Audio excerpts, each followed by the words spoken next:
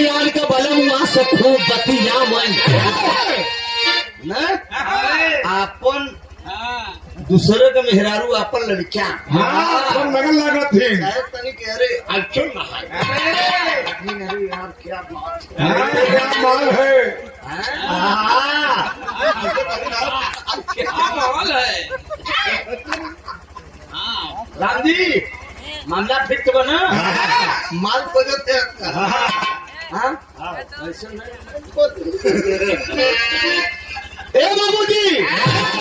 यान के बलम वहां से खूब बती जावल अरे यान के बलम वहां से खूब बती जावल अरे अपने बालम के देखा दे न